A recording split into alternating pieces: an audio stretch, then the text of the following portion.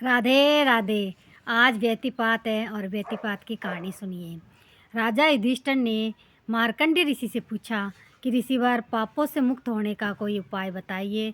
तो ऋषिवर ने कहा कि हे राजन, व्यतिपात का व्रत करने से और व्यतिपात का व्रत करने से और उसका पुण्य किसी पापी आत्मा को देने से वो पाप मुक्त हो जाता है।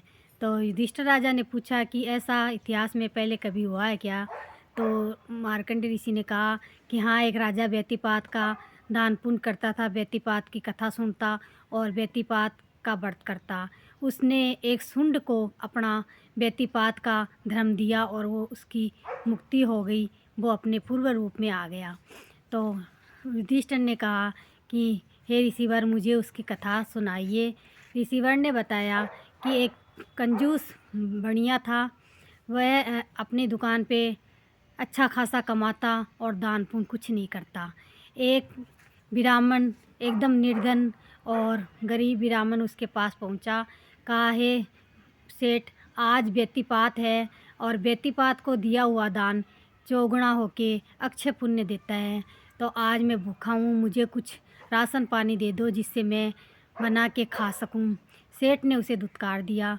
कुछ समय बाद वह भिखारी के रूप में ब्राह्मण वापिस याचना करने के लिए सेठ के पास आया और कहा, आपकी दुकान पूरी भरी हुई है, इसमें से अगर आप मुझे एक समय का खाना बनाने का सामान दे देंगे तो आपके कुछ फ़र्क नहीं पड़ेगा और मैं भूख के मारे बिलख रहा हूँ, तो मैं कुछ बना के खा लूँगा। आज व्यतिपात है, उसने बार बार कहा, लेकिन सेठ ने उसे धक्का मार के अपनी दुकान से निकाल दिया।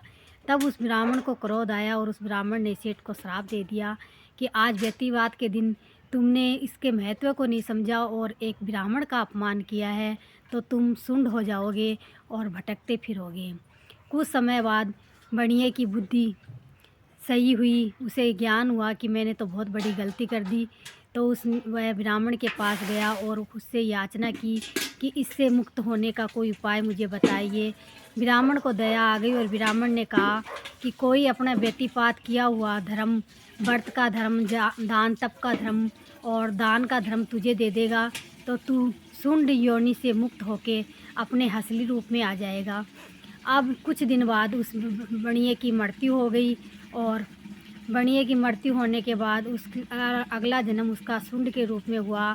वह जंगल में, घोर जंगल में भटकता रहा। एक बार घोर जंगल में आग लग गई, जिसके कारण कुछ उसका पेट जल गया, कुछ उसका मुंह जल गया और उसे बहुत अधिक तकलीफ़ हुई।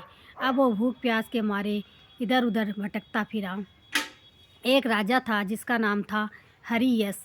वो राजा उधर से गुजर रहा था। जब राजा ने उसे ऐसी दशा में देखा तो राजा ने पूछा कि तुम्हारी ऐसी दशा क्यों हो रखी है और तुम अपने बारे में मुझे कुछ बताओ।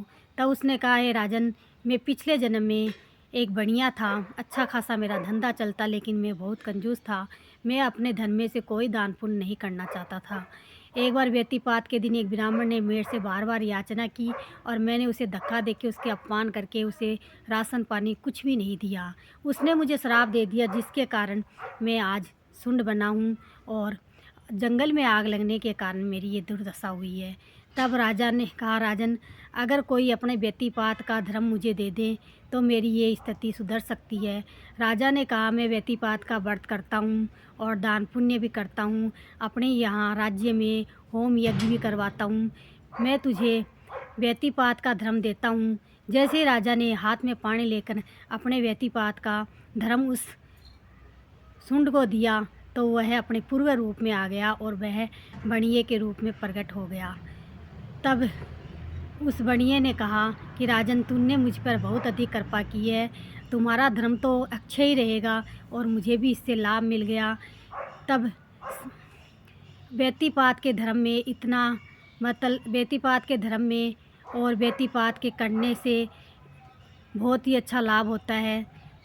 कहते हैं कि 13 चीज़ व्यतिपात के दिन दान देनी चाहिए दक्षिणा के सेती, जैसे तेरा फल दे दिए, तेरा कुछ और